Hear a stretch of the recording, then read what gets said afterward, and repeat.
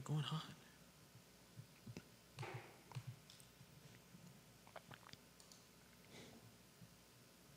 All right, guys, we're going to rock and roll here on the show in a matter of moments. Judah, we're live on my Yeah, I know. my Facebook page. We're live on YouTube. Take a look at the screen for today's headlines, ladies and gentlemen. Tag a friend who needs to hear something. So help us spread the gospel. That is the I Love CVille show. We work hard for you. That's the only thing I ask in return is you participate in the show by hitting the like button, or help us spread the gospel by tagging a friend or sharing the show to your Facebook page. Bill McChesney does a wonderful job of sharing the show. We appreciate you, Bill. Hit that share button for us, viewers and listeners. Judah, we're live on I Love CVille Facebook. Yeah. We are live on YouTube, which is good. If you can confirm Twitter and LinkedIn, that would be fantastic. Thank you kindly. Ladies and gentlemen, it's going to be a good day today. A lot to cover on the program. Sally Duncan is a fundraising machine with T-minus 6 days left to the Democratic primary. We'll talk about Sally Duncan's fundraising efforts. We will talk the new zoning ordinance heading to a courtroom near you in the very near future. Judah's going to set the table for us on that. Some excellent reporting from Shawnee Tubbs on that. Sean Tubbs, you do a hell of a job. I hope you hear that I'm giving you some props, Shawnee Tubbs. We will talk this question: how does the University of Virginia drive fan engagement with a fan base that is quite apathetic right now? We'll talk livable Charlottesville. I've highlighted this lobbying group, one of the most dangerous for the future of Charlottesville. And locals are seeing through the tactics utilized by livable Charlottesville. We'll highlight that now. Even very progressive Reddit is now calling out livable Charlottesville on its,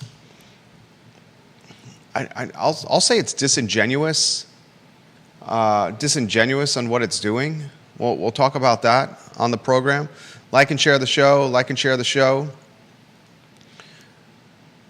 UVA is the most expensive top 50 public university out there. Goodness gracious, great balls of fire. We've gotten to that point. That's absolutely unbelievable.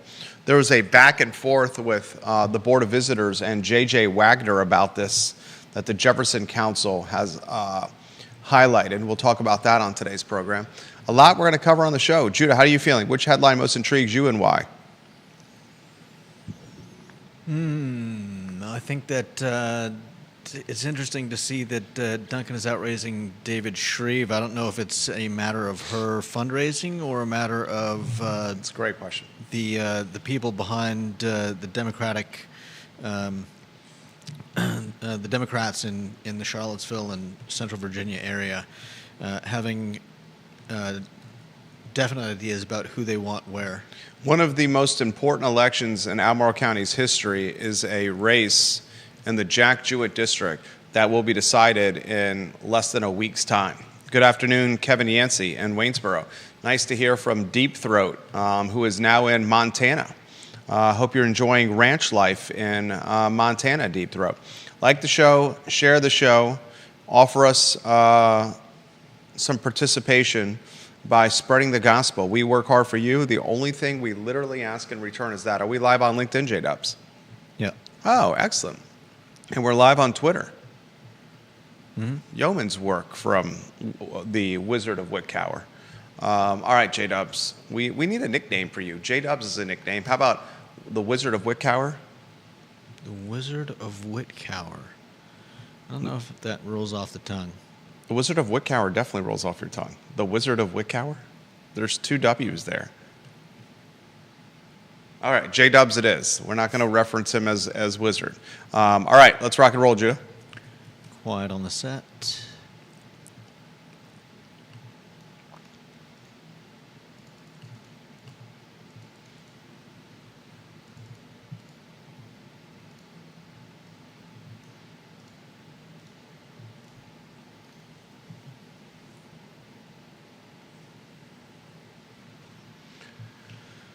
Good Wednesday afternoon, guys. I'm Jerry Miller, and thank you kindly for joining us on the I Love CVille show. It's great to connect with you guys through the I Love CVille network. A lot we're going to cover on today's program, the Wednesday edition, hump day edition of the show. We have some programming notes that we're going to get to you here in a matter of moments, including 4 big-time interviews that are lined up in the next 8 days here on the I Love CVille network.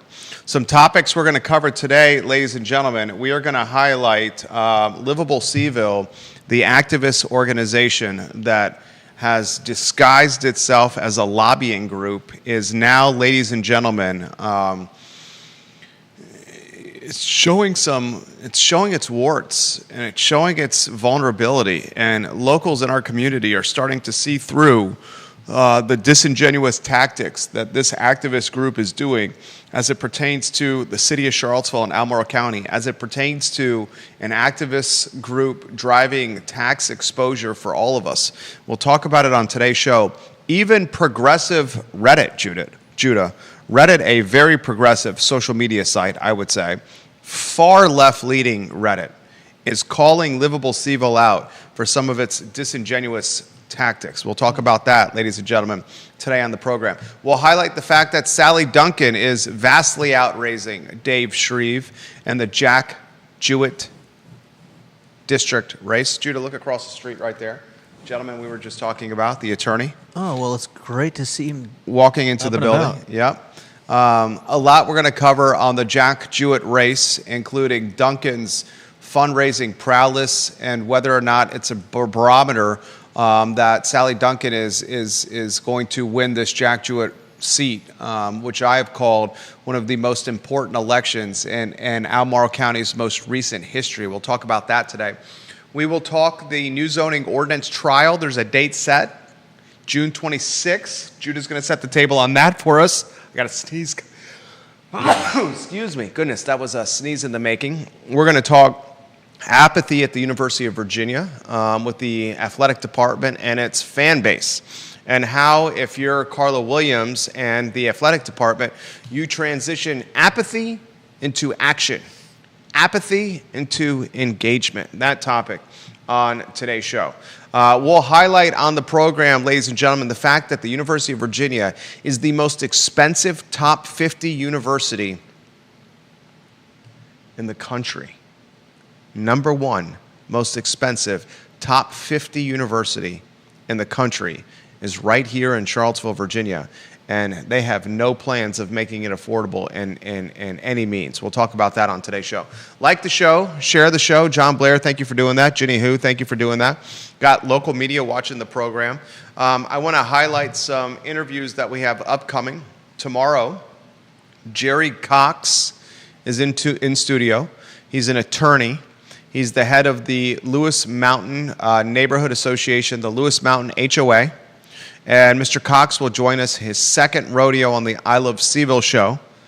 He will put into perspective the 1-year anniversary of Evergreen Builders and Developers purchasing the Brick Rancher on Alderman Road and what has transpired since they made that $800,000 plus purchase, and how the Lewis Mountain neighborhood has utilized strategy and organization and engagement to work against 6 brownstones that have commanded much of the attention of the development community, the activist community, and the new zoning ordinance watchers from afar.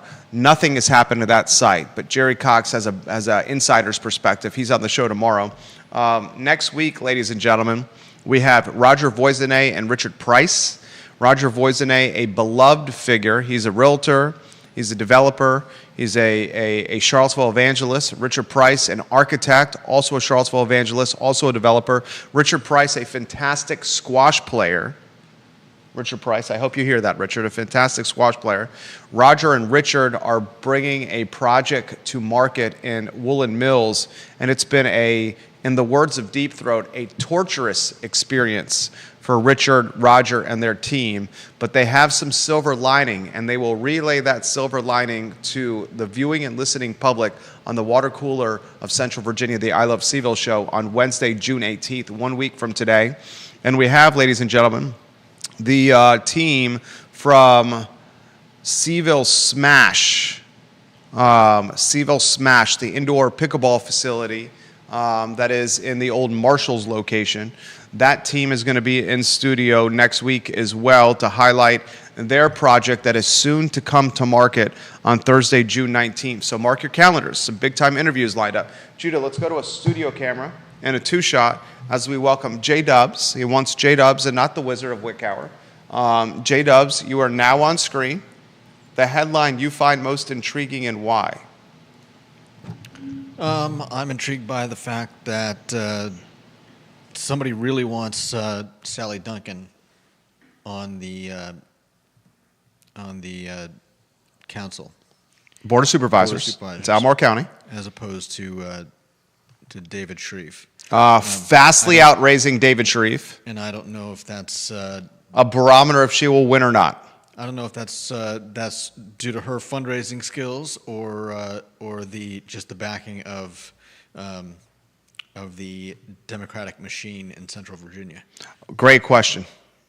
Fantastic question. I think some things are working against Dave Shreve. He's unfairly being labeled by Livable Charlottesville. The activist organization in the city, Livable Charlottesville, and its co-chair, Matthew Gillikin, are trying to stigmatize Dave Shreve as a population control-minded candidate. What does that mean? You can take it in a lot of... does that mean not in my backyard? Like, let's no. draw more people what into the Livable city? Charlottesville is trying to do is say, this guy is a person who's trying to say whether or not families can have X amount of children or not. Oh. Yeah, that kind of population control. And it's not a fair characterization. They have found a commentary analysis that Shreve has published online on behalf of an organization he works for, and that commentary and analysis is being used against the candidate. We'll talk about it, and that's a perfect segue into Livable CVille here and how the community is starting, ladies and gentlemen, to see through disingenuous tactics. That conversation on today's show. Let's give John and Andrew Vermillion some love. 61 years in business. John Vermillion, Andrew Vermillion, Charlottesville Sanitary Supply, online on East High Street. Online at charlottesvillesanitarysupply.com and located on East High Street. Charlottesville Sanitary Supply is honest, communicative, knowledgeable, and experienced with anything swimming pool related, anything sanitary related, anything cleaning related. These gentlemen do it the right way, the honest way, support the businesses you want to see make another 61 years, and that's certainly one of them, Charlottesville Sanitary Supply. Set the table, Judah Wickhour, and I will respond and react for a new zoning ordinance trial now set for June 26. Great reporting by Sean Tubbs of his Substack. Yep, they are finally going to get the trial going. It would be nice if we could get an answer, get a final solution on this, but I doubt that this is going to be the last word we hear on this. Keep going. What's the who, what, when, where, why? Just a second.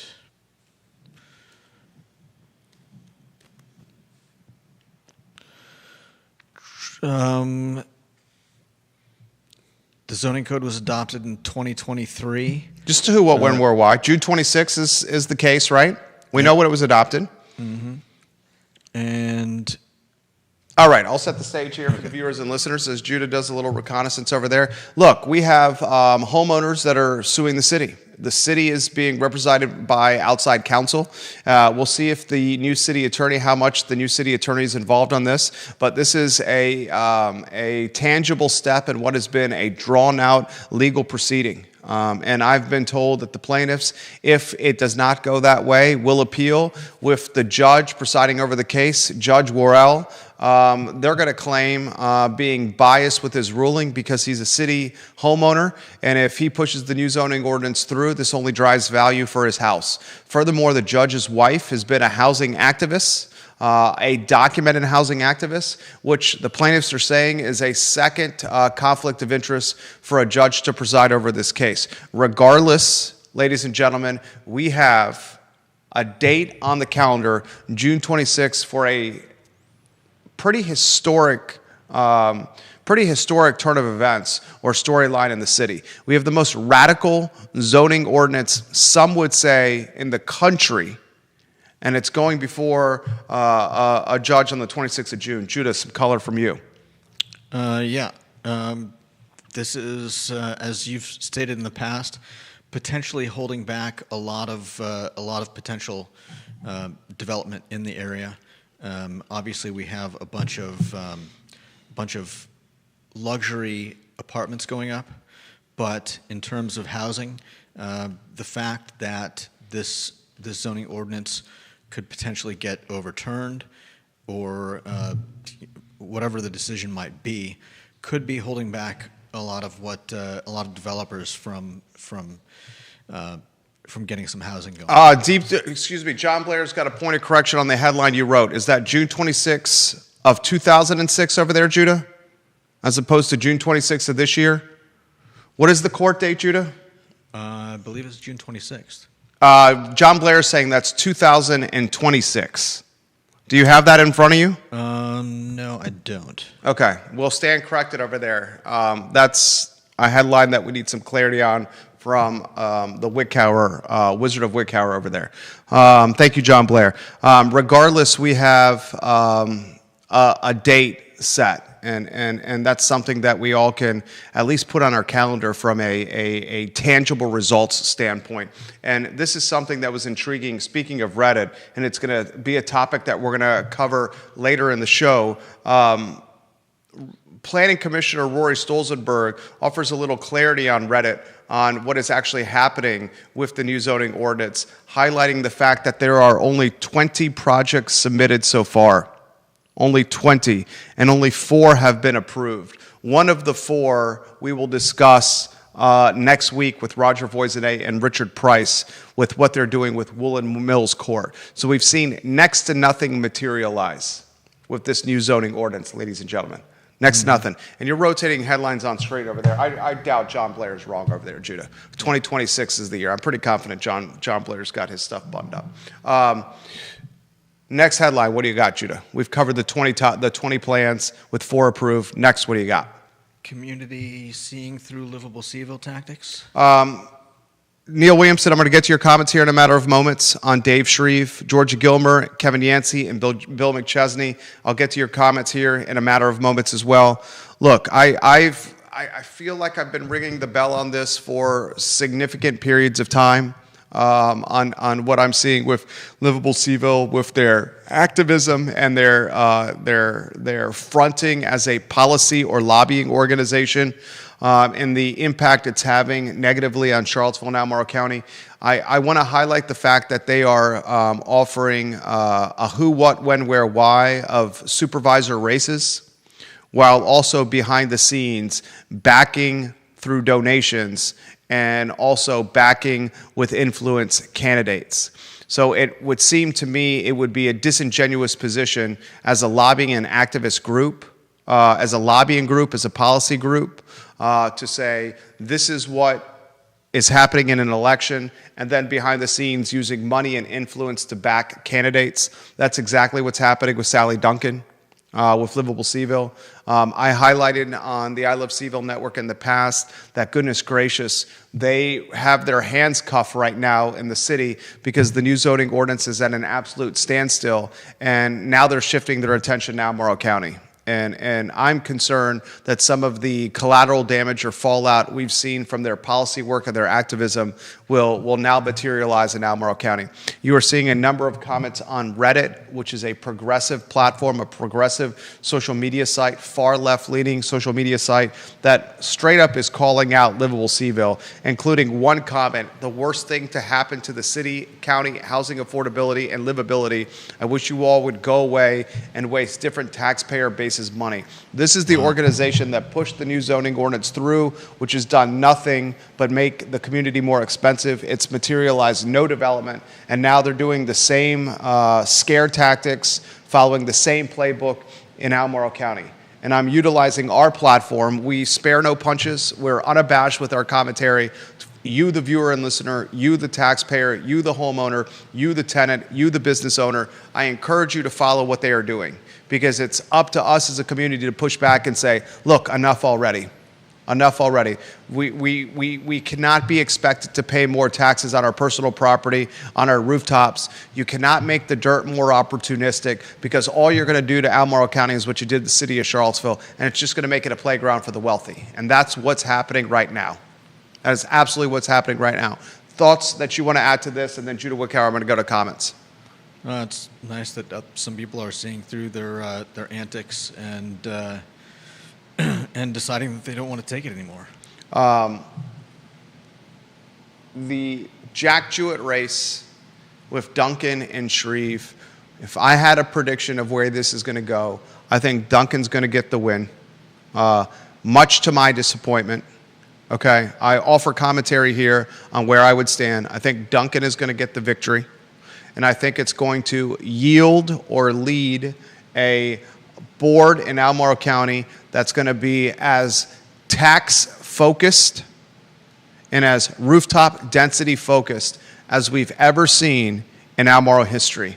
And you will see Duncan and Pruitt, Ned Galloway, and maybe Fred Missel in the Samuel Miller district vote in a block to tax and densify Albemarle to levels we have never seen in the history of the county, and quality of life will certainly be impacted. Neil Williamson, a man I respect tremendously. Neil and I don't always agree on everything, and that's totally fine. I know it would be fine by Neil. It's certainly fine by me. I respect him tremendously. I hope he has the same respect for me that I do for him. I admire his work. He's the president of the Free Enterprise Forum. He does highlight in a comment, ladies and gentlemen, on my personal Facebook page, that Dave Shreve was a founding member, officer of the now defunct Advocates for a Sustainable Albemarle Population, ASAP, Advocates for a Sustainable Albemarle Population. And he highlights from the CVillepedia post on ASAP, the Advocates for Sustainable Albemarle Population, that Dave Shreve was at one time a president of this organization. I want to highlight that these organizations are donating and influencing and supporting the Duncan campaign. The Realtor organization, the local Realtor organization, is supporting the Duncan campaign. The Blue Ridge Home Builders supporting the Duncan campaign. It's no coincidence that the Realtor organization and the home building organization is supporting Duncan's campaign, because Duncan wants to build much more density in Albemarle County. Okay?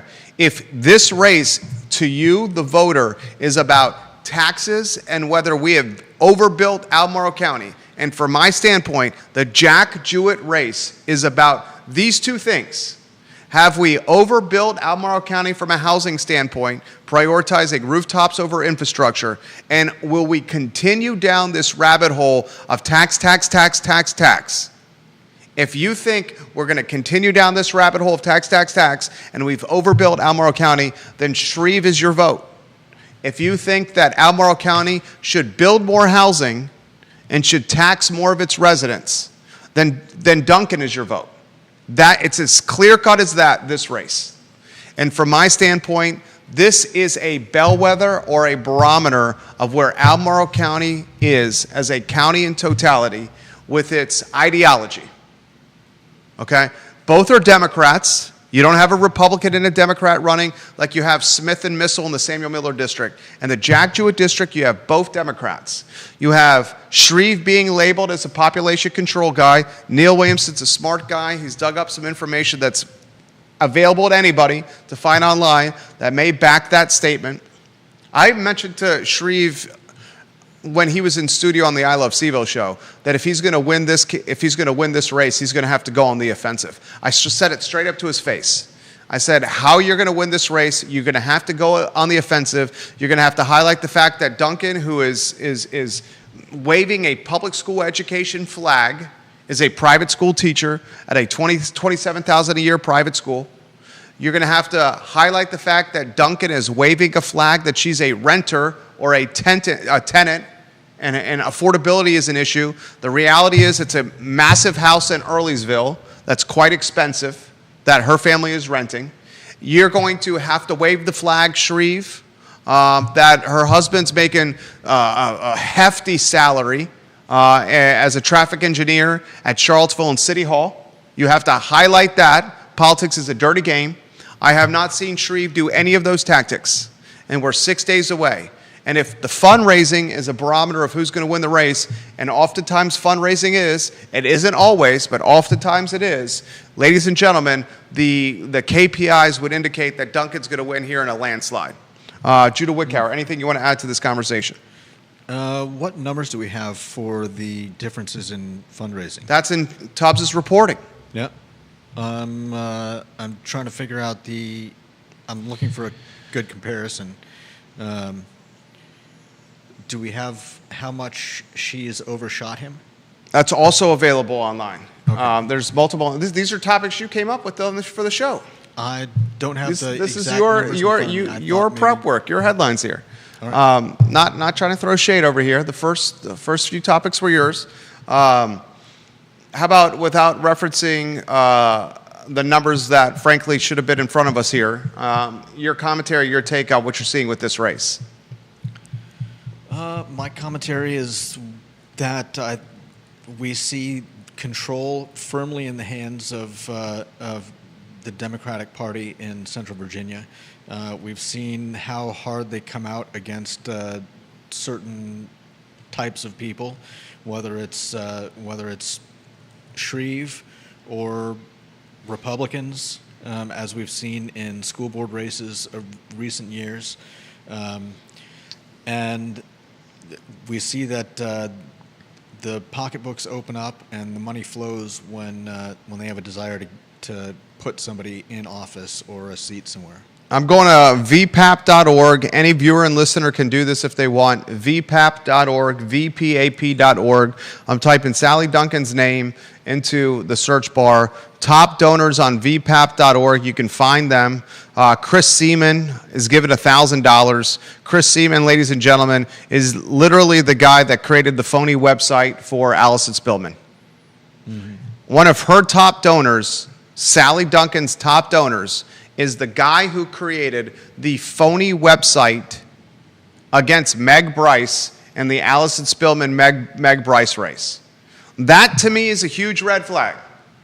That the guy who was at one time Allison Spillman's campaign manager stepped away from her campaign for the at-large seat for the Albemarle County School Board and then was linked through some faulty web design and development tactics to being the brain or lack thereof of a phony website to try to smear and tar Meg Bryce, is one of the top donors for Sally Duncan. These are things that you would think the Shreve camp would be using. I've got here that she raised almost $18,000. Meanwhile, Shreve raised $3,000. That's a huge disparity during the same period. So if you're Shreve with 6 days left and you're seeing, the writing on the wall, I just highlighted a cliff notes of what you can do. Duncan, Neil Williamson, thank you. Appreciate you, Neil. 23,272. Dave Shreve, 9,392 raised. We're looking at a delta of what? Is that 2.5x off the top of my head? She's 2.5x outraised him. Yeah. And one of the key contributors to the Duncan campaign is the man who did the phony website against Meg Bryce and the Allison Spillman Meg Bryce race. Connie Sylvester watching the program. She follows politics very closely. She has a lot of comments here. She says, it's totally sad what's happening in the Jack Jewett race. She says, our Jack Jewett friends are supporting Dave Shreve. She says, we're experiencing one party. We have one party rule here. This will not stop until people vote and stay aware. And Connie Sylvester says, any idea why so many groups are supporting her? Is it because of Diantha McKeel? It's a great question. Diantha McKeel. I have a lot of respect for Diantha McKeel. She's retiring as supervisor in the Jack Jewett District. She came on the I Love CVille network a couple Fridays ago on Real Talk. I respect you, Diantha McKeel. I hope you hear that first. I don't agree with your politics all the time, Diantha McKeel. And it was very clear on Real Talk that you were backing Sally Duncan, and then days later, you went on the record and officially backed Sally Duncan. What I find odd about Diantha McKeel's backing of Sally Duncan is Dave Shreve was the head of the Jack Jewett precinct and the Democratic Party for years and helped get Diantha McKeel elected on a number of times. He was in the room when he had the conversation with Diantha McKeel and encouraged her to go from school board race, from being a school board member in Albemarle County to being, ladies and gentlemen, in the run, in the mix for supervisors. He helped persuade her to make that jump, that promotion, if you may. And then he helped her get elected a number of times. Now, a man who helps a candidate or helps a multi-term supervisor get elected is persona non grata. Person non grata here. You know, if you want to call that politics, maybe that's politics. That seems to me a bit shifty. Some would call that backstabbing. No quid pro quo. Okay? Shifty at best. Others would call that backstabbing. Carol Thorpe lives in the Jack Jewett District. I would like to report a robbery, she says. Carol Thorpe. I just received my Albemarle County real estate tax bill for the first half of the year. This year, my taxes went up 18%. 18%, Carol Thorpe says. In the Jack Jewett district, my tax rate went up 4.7% on top of a 2.7% increase in my assessment. The 6 thieves of the Albemarle County office building should be arrested, tarred, and feathered in McIntyre Park. God, her taxes went up 18%. Unbelievable. Ouch. Neil Williamson says Dave Shreve was also appointed to the EDA, Economic Development Authority. Neil Williamson, I understand that Dave Shreve was appointed to the EDA by Diantha McKeel. But if memory serves correctly, and Neil, if you could give me a comment on this, didn't Diantha McKeel also ask Dave Shreve to step down from the Economic Development Authority? She appointed him, and while he was on the EDA, he was asking very accountable questions, questions of accountability, questions that were not smoke and mirrors, questions that were holding elected officials and Albemarle County staffers to the I, to the dotted I, and to the cross T. And Neil Williamson, if memory serves correctly, did Diantha McKeel also replace Dave Shreve from the EDA? Put that comment in the feed. Wish Neil Williamson was here. We'd have a fantastic conversation. God, I love you, Neil. Carol Thorpe also says, Diantha promised when she ran for her first term, and I quote, I want to keep property taxes low. You have more use for her than I do, Jerry. That's from Carol Thorpe in the Jack Jewett District. Look, there's 6 days left. The voters will vote. The voters will vote. Jack Jewett voters. And Republicans in the Jack Jewett can vote on this in this race. Independents in the Jack Jewett District can vote in this race. Democrats can vote. You don't just have to be a Democrat to vote. You could be a Republican and an independent to vote in this race. Yeah. If you want Albemarle County to have increased taxes and more density as it applies to rooftops, then vote Sally Duncan. If you're tired of increased taxes and you're tired of the county prioritizing housing and rooftops before infrastructure, vote Dave Shreve.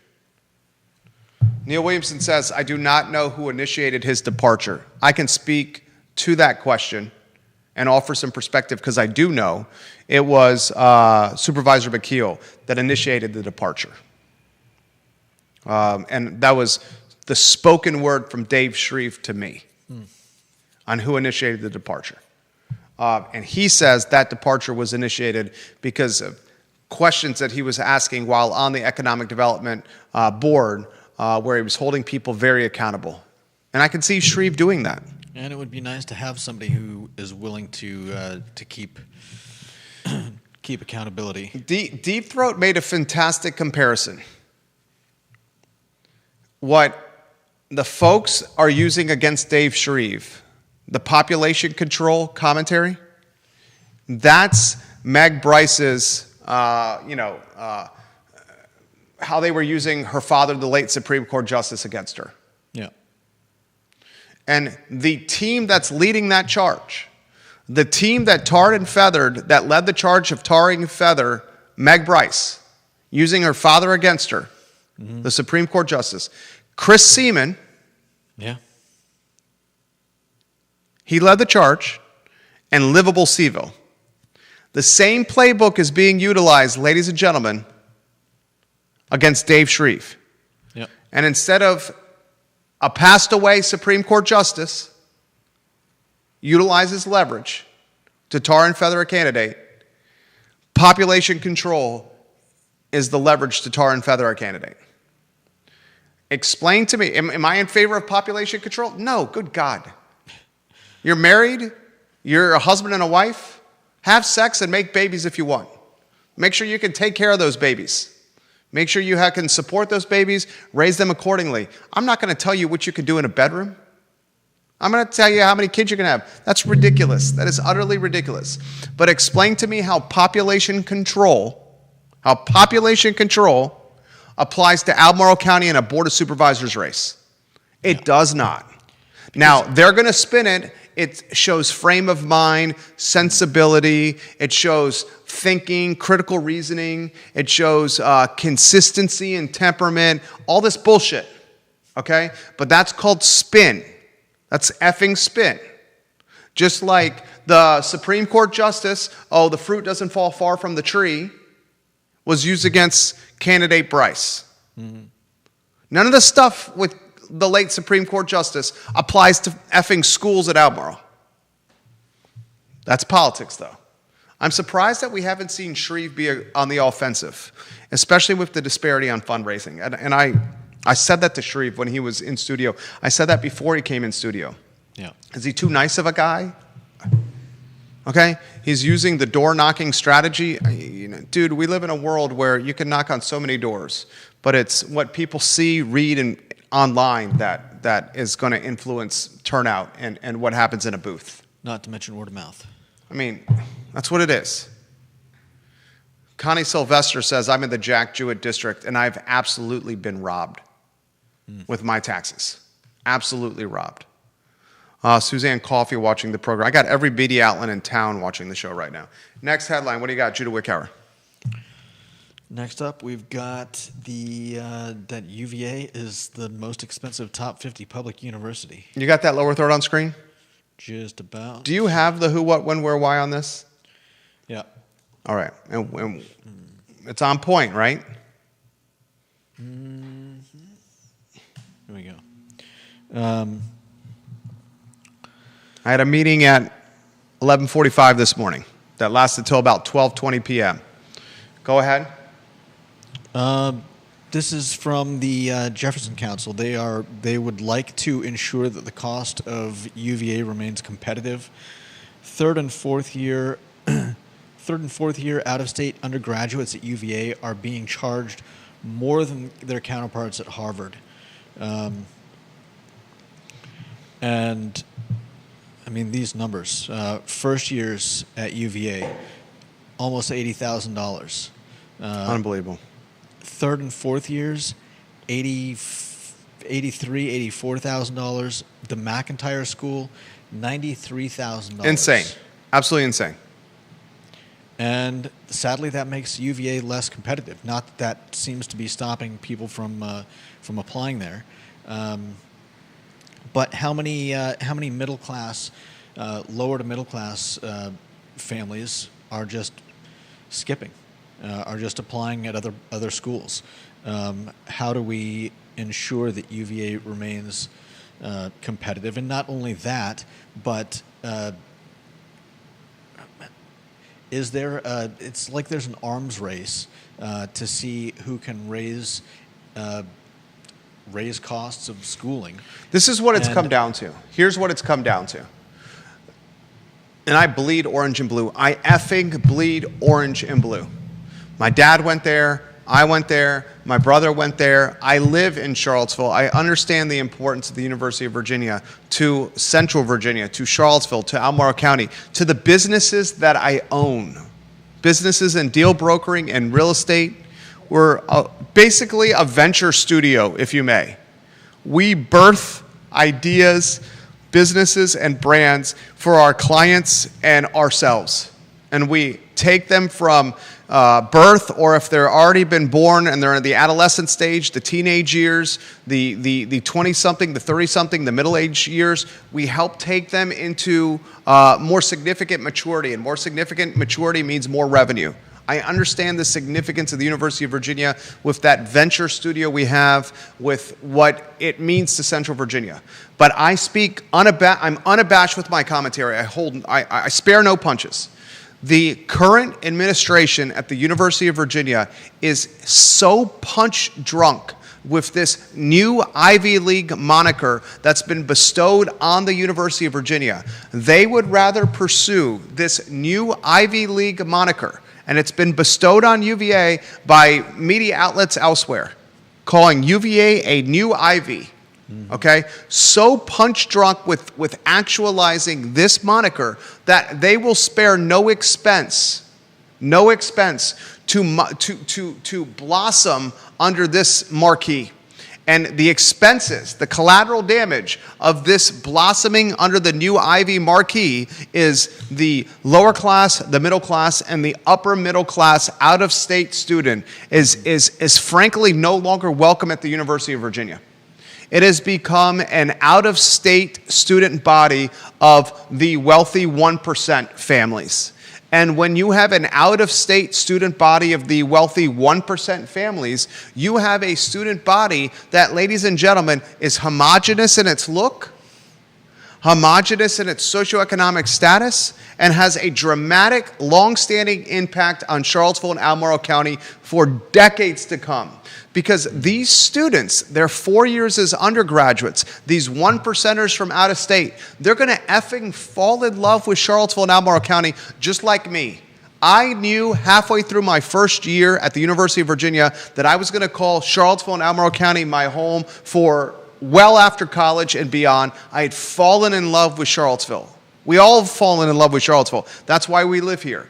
When 1%ers, and a large portion of the student body is 1%ers, go to UVA, a large portion of them are going to fall in love with Charlottesville. They're going to stay here post-college, post-graduation, or they're going to try to come back here and start their families with their 1% wealth. And if you don't think this has an impact in gentrification, increased cost of living, changing the socioeconomic look, changing the racial look, changing the feel of Charlottesville, you're not reading the tea leaves correctly. And when J.J. Wagner, who is the esteemed, I hope J.J. Wagner Davis hears this, when the Executive Vice President, Chief Operating Officer at the University of Virginia, a talented executive, J.J. Wagner, she is fantastically talented. When she's on the Board of Visitors meeting room table, like she was this past week, and she snaps back to a board member about the fine line between management and governance at the University of Virginia, basically saying we need to spend money, we need to raise tuition, we need to maintain these out-of-state costs, to maintain our management here, to maintain what we're trying to do at the University of Virginia. When she snaps back at a board, you see the C-suite at the University of Virginia committed to increasing costs. There are parallels that could be made here with how the University of Virginia is choosing to manage and govern its institution, and how the Albemarle County Board of Supervisors are choosing to manage and govern Albemarle County. The supervisors, there's 6 of them in Albemarle County, are punch drunk with increasing the tax base. We are well over $600 million the jurisdiction costs to manage. $600 million in taxpayer money is utilized in a yearly budget to run Albemarle County. I want you to consider what the Albemarle County budget was 5 years ago, 10 years ago. You would be shocked. I should have those numbers. You would be shocked what the Albemarle County budget was. Can you find what the Albemarle County 2020 yearly budget was? 2020? Albemarle County 2020, 5 years ago. How much Albemarle County was spending on its budget for 1 year? It's well over $600 million now. It's the same thinking. 6 supervisors in Albemarle County: spend, tax. Spend some more, tax some more.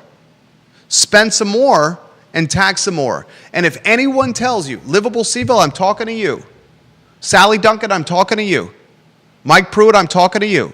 If anyone tells you that more rooftops is good for the tax base, you will push back on that, because Weldon Cooper, the data from an independent, verified, trustworthy, very just third party, said every house that's newly constructed brings in $1 in tax revenue, but costs $1.30 to the jurisdiction.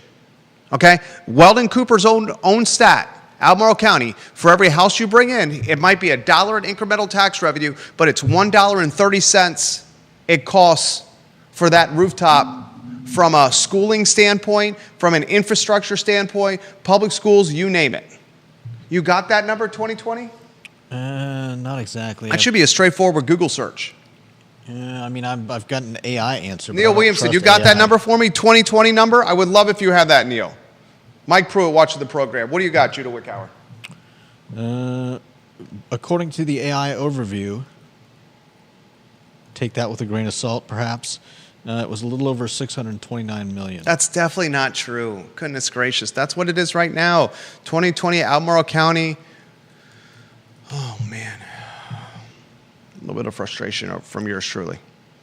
Let's see. I've got FY20 adopted budget overview on a PDF. The county's total adopted fiscal year 2020 combined operating and capital budget totals $457,000. No, I mean $457 million. All right, take that for a grain of salt. They're over $600 million now in a 5-year period of time. I mean, insane. Insane. The parallels between governance and management with the UVA C-suite and the parallels with governance and management with the Board of Supervisors in Albemarle County, the parallels are, the comparisons are obvious, extremely obvious.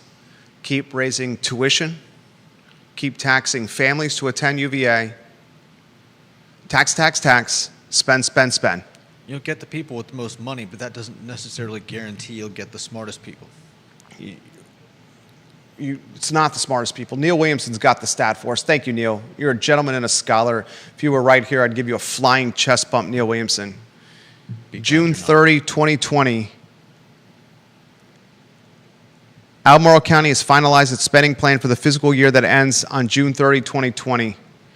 $456,800,000.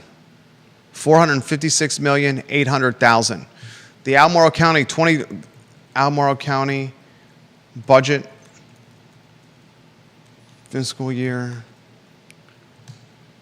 The budget now is $644 million. You've gone in 2025, ladies and gentlemen. That's insane. God, that's nauseating. That is nauseating. And fiscal year, this is nauseating. Fiscal year that ends June 30, 2020, a $456 million budget to now $644 million. That is nauseating. And that's on the backs of you. That's on the backs of you. That's on the backs of me. That's on the backs of your children. That's on the backs of your children being able to live here, my children being able to live here. That's on the backs of business owners. That's on the backs of people on fixed income. That's on the backs of people that are living on Social Security, retirement. That's on the backs of first-time home buyers that are trying to get into the market. That's on the backs of tenants. People say, oh, this doesn't going to impact tenant. Every single person, listen to this program. I have 24 rentals in my portfolio. All the tax exposure trickles down to the tenants. It trickles down to the tenants. It's passed through on a lease. Nauseating. Next topic. What do you have? Thank you, Sir Neil Williamson. Support the Free Enterprise Forum. Neil Williamson does fantastic work. Can UVA sports transition apathy into engagement? That is the number one most important topic for the University of Virginia Athletic Department right now. How do they transition apathy into action? Apathy into activity. Apathy into engagement. Scott Stadium in 2024, last year, was one of the worst attended stadiums in the Atlantic Coast Conference, in the bottom few teams from average attendance in the ACC. I'm going to straight up Google this here. 2024 average football attendance ACC. 43,431 was the average attendance. The University of Virginia barely could crack 30,000. Isn't that half their stadium? 61,000 is the stadium capacity. UVA was in the bottom of the ACC. Carla Williams' number one goal as athletic director is how do you turn apathy into action and activity with the fan base? At a time when her department is rolling out a new licensing plan for seats at the John Paul Jones Arena, where folks are going to have to fork over tens of thousands of dollars to maintain their seats. The University of Virginia has said at the John Paul Jones Arena, if you're blue collar, if you are working class, if you are middle class, we don't want you in our seats. Yeah. Because if you're at the area median income, $125,800 for the Charlottesville metro area, $125,800 seems like a lot of money. It's not that much money anymore, ladies and gentlemen. It's a tough pill for you to swallow, but it's a fact. It's certainly not that much money, $125,800 in Albemarle County in the city of Charlottesville, where they're expensive as HE double hockey sticks to live. That's the median, $125,800. If you're at the median, $125,800 or less, you're not going to spend tens of thousands of dollars for seats at the John Paul Jones Arena. The athletic department has said, middle class, working class, even upper middle class, we don't want you. Yeah. We are going after the top 10% of fans from a wealth standpoint. And is that going to fill stadiums?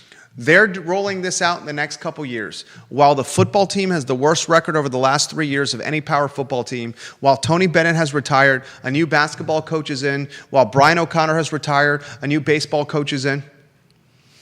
The men's lacrosse team finished sub 500. And who is the face of UVA athletics right now? Everyone watching this program, I want you to ask yourself this question. Who is the face of UVA athletics right now? Who's the face of UVA athletics right now, Judah? Ryan Odom. Is Ryan Odom the face of UVA athletics? A person who's been on the job for a cup of coffee, for a New York minute? A man who's got one NCAA tournament victory on his resume, a win as head coach of UMBC against you-know-who. We were all there crying in our beer when it happened. Think about that. Who is the face of the UVA athletics right now? Isaac McNeely's gone. Anthony Calandria's gone. Jonas Sanker's gone. Isaac McNeely is at Louisville. Who's the face of UVA athletics? Tony Bennett's gone. Mm-hmm.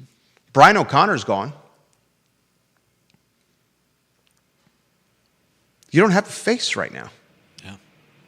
You don't have a face. The face was Tony Bennett.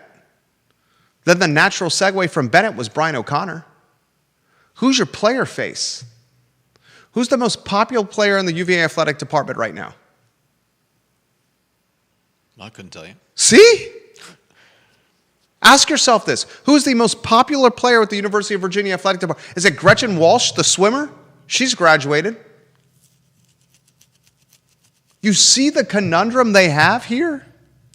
You have a stadium that's more than half empty on a football team that's got the least amount of wins of any of the power football teams over the last 3 years, a head coach that's legitimately coaching for his job. You have no face of football, no face of basketball, and no face of department in totality. Unbelievable.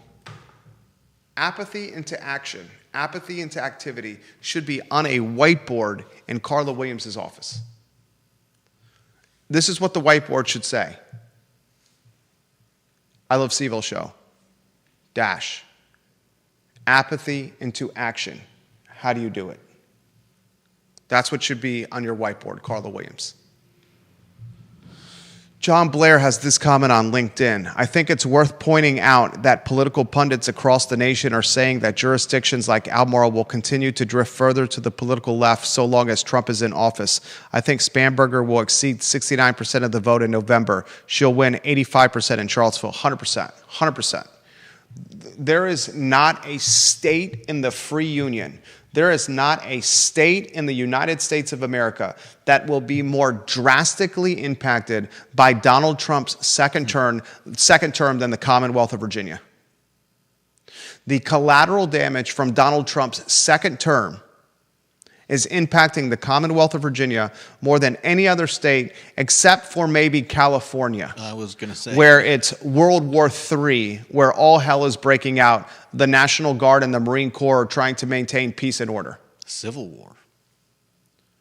He has devastated Trump. And this is not about Trump or federal or presidential politics, national politics. These are just effing facts here. He has raped Northern Virginia's economy, devastated Northern Virginia's economy. He is absolutely pulverizing federal funding at the University of Virginia. He's pulverizing nonprofit funding. Charlottesville and Albemarle County is one of the biggest epicenters for nonprofits out there. He's got Albemarle County Public Schools in his crossfire, literally talking Albemarle County Public Schools.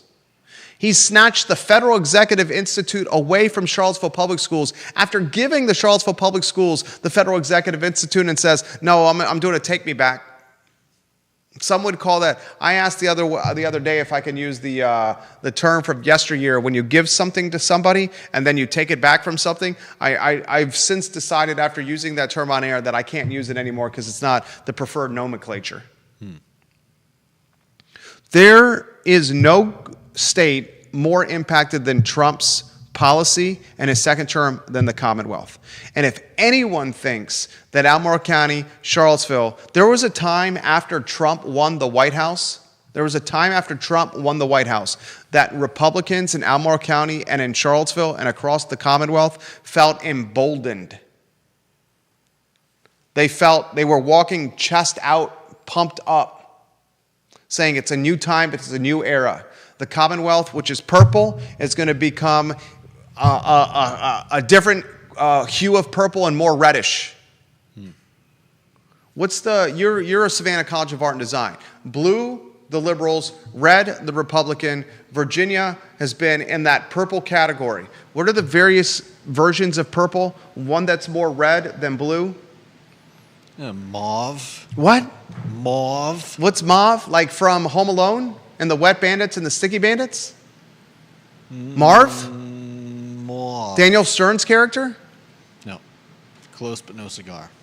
Put the hand in the red kettle and steal those coins with that sticky tape that's on your fingers.